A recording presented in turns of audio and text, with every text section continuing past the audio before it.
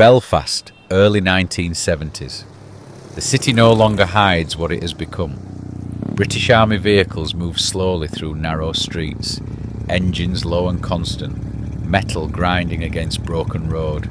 Soldiers sit inside, faces hard, rifles angled toward the pavement. They do not rush. They do not need to. Their presence is enough. Overhead, helicopters circle, cutting through the sky in wide loops. The sound never fully disappears. It fades, then returns, always close enough to remind people it is there. At night, the rhythm changes. Doors are forced open without warning. Boots on stairs, flashlights cutting through dark rooms, names shouted into hallways. Men are taken outside, hands against walls, searched under the glare of headlights. Some are arrested, others are left behind, shaken, silent.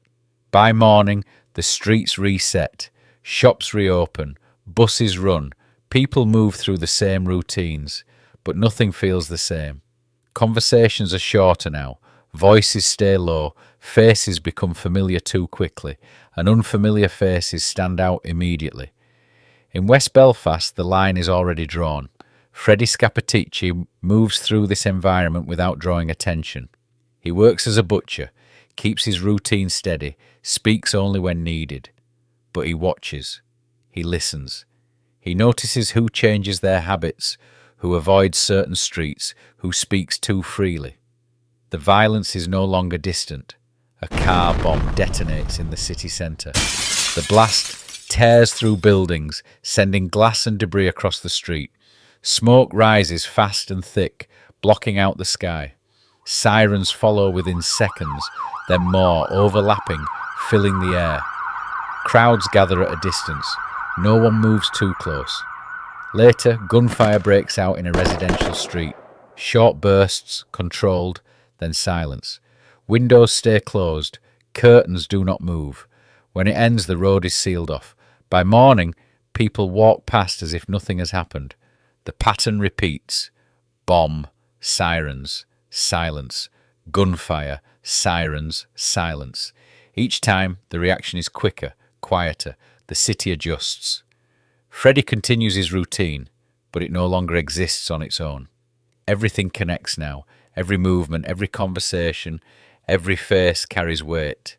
The approach comes without warning. One evening, as he walks home, a man falls into step beside him.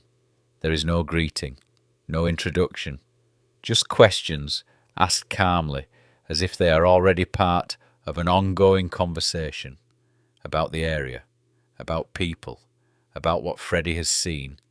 The answers are controlled, nothing offered that could not already be known, nothing that creates risk. The man listens. At the end of the street, they stop. There is a pause, long enough to matter. Then the question changes. It is not direct, but it is clear. Freddie understands what is being asked. He gives a small nod, nothing more. The man steps away and disappears without looking back. From that moment, the routine shifts. Freddie is drawn into the Provisional IRA, not through ceremony, but through connection. Meetings take place in private houses, back rooms, places that do not attract attention. Names are given slowly, faces introduced one at a time. Roles are not explained all at once. You understand your position by doing the work. The tasks begin small, carrying messages, passing information, watching who comes and goes from certain streets, learning who belongs and who does not, but the structure reveals itself gradually. Cells connected to other cells, orders moving through people who never see the full picture. Each part controlled, limited, contained. Trust is not given easily, and once given, it is expected to hold. Outside, the violence intensifies. Another explosion hits a commercial area, louder this time, closer. The shockwave travels through nearby streets, rattling windows, setting off alarms that continue long after the blast. Gunfire follows in the days after. Retaliation. Then more retaliation. The pattern is no longer random. It is constant. Inside the organisation, the focus sharpens. Information becomes more valuable than action. Knowing what is happening before it happens becomes the priority. Movements are planned carefully. Timing is controlled. Nothing is left to chance if it can be avoided, but things begin to go wrong. A planned operation is disrupted before it begins. Arrests happen too quickly. Raids arrive at the right place at the right time. It happens once, then again and again. The conclusion forms quickly. Someone is talking. The response is immediate. Find the source. Remove it. Freddie is brought closer to that process, not just observing, but involved. He is trusted to notice details others might miss, to identify what does not fit, to act when decisions are made. The work shifts from the streets to the rooms behind them. The war continues outside, but inside something else is taking shape. A quieter conflict, more controlled and far more dangerous. The war does not slow, it sharpens. Explosions become part of the rhythm of the city.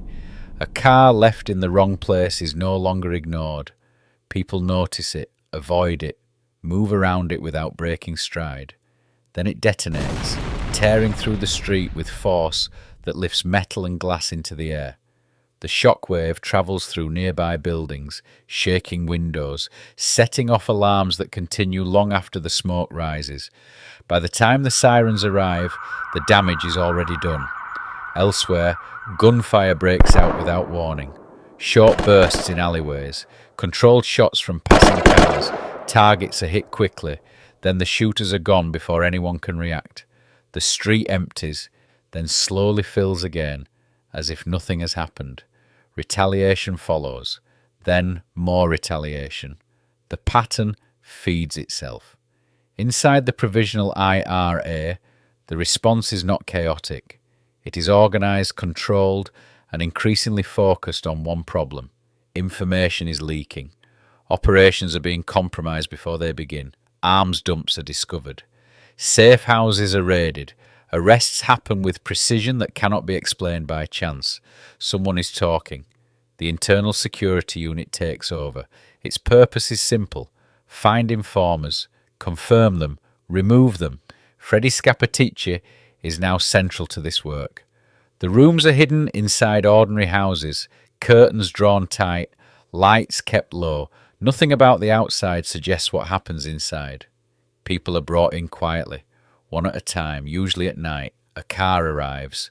A door opens. The person disappears inside. Questions begin immediately. Names, places, movements, the same details repeated, approached from different angles. There is no rush. Time is used carefully, stretched until something breaks. At first there is denial, then hesitation, then cracks begin to show. The process tightens.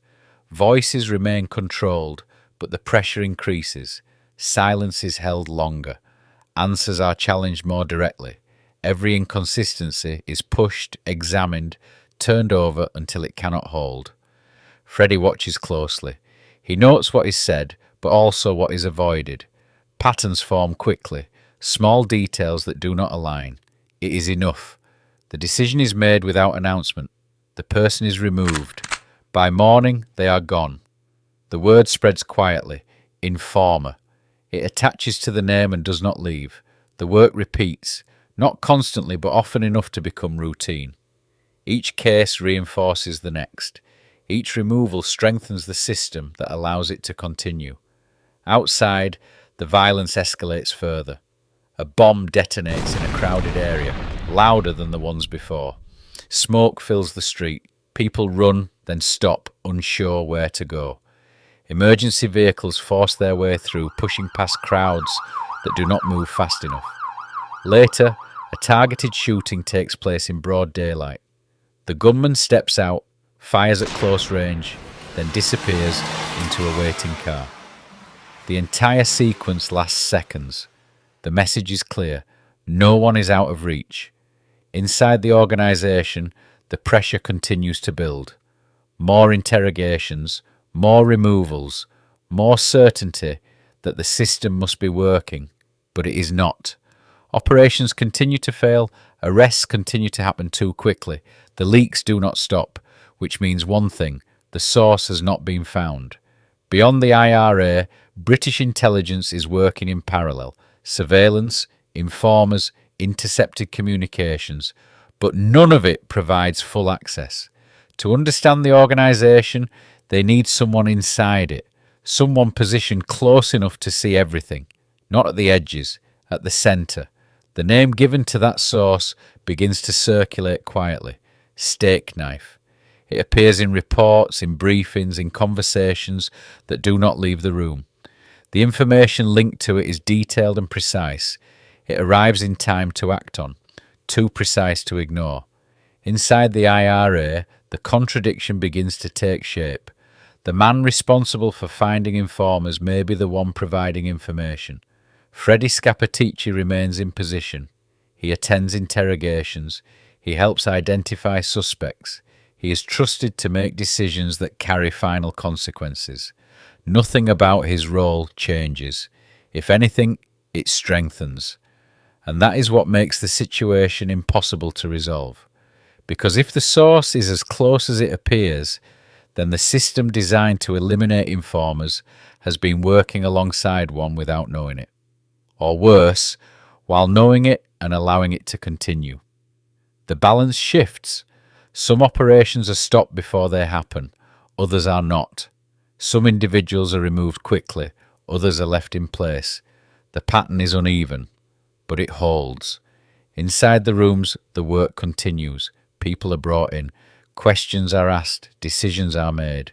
Outside, the war carries on, but now there is something else inside it.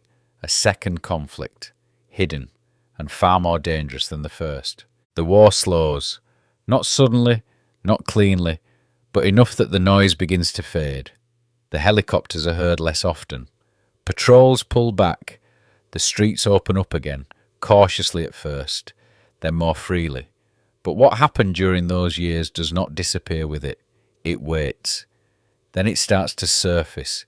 Stories move through the same streets that once carried silence. Names are spoken more openly now. Accounts of what happened behind closed doors begin to emerge. Interrogations, removals, people taken and never returned. The word informer is no longer enough on its own. People start asking who decided and how. The name Stakeknife appears outside the rooms where it once stayed hidden. It is reported, discussed, denied. But it does not go away. The suggestion becomes clear. The agent was not on the edges of the organisation. He was at the centre. The man responsible for identifying informers may have been the most valuable one. The name linked to that claim is Freddie Scappaticci. He denies it completely. No admission, no shift in position, the same response every time it is raised. But the damage is already done. Families begin to come forward, men taken from their homes years earlier, sons, brothers, fathers who disappeared without explanation, cases where the label informer was attached and the outcome followed without appeal. Some bodies are found, others are not. The details are incomplete. Records are missing. Decisions were never written down. But the pattern is there. If an agent was operating at that level, then some of those deaths may have happened while protecting that position. The calculation becomes impossible to ignore. Information from inside the organisation allowed attacks to be stopped, arrests to be made, lives to be saved, but not all of them. Some were allowed to happen. Some names were not acted on. Some outcomes were left to unfold. The reason sits behind everything. Protect the source. Maintain access. Do not expose the position. The balance holds, but it is uneven. Investigations begin, files are opened, examined, then closed again. Reports are written, challenged, rewritten. No single version of events settles the question. Too much is missing. Too much was never recorded. Freddie Scappaticci does not step forward. He disappears instead. Removed from public view, placed under protection. A new identity, a different location, Distance from the streets where his name once carried weight. Witness protection. The system that once may have used him now keeps him hidden, alive, but silent. Years pass. The conflict fades further into history, but the questions remain. They do not resolve. They do not settle into a clear narrative. They stay where they have always been, between what is claimed and what can be proven. Freddie Scappaticci lives out the rest of his life in that space. No confirmation, no closure, only the constant link between his name and the role he denies. In 2023, he dies, quietly, away from the streets where everything began. There is no final statement that changes anything, no new evidence that settles the question. The same uncertainty remains in place. If he was Stakeknife, the full extent of it is not publicly known. If he was not, the reason for the accusation is never fully explained. What remains is the cost. A war fought in the open and another fought in secret.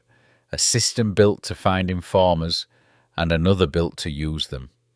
And at the centre of both, a man who never steps out of the shadow, cast by either side. The violence ends. The silence does not.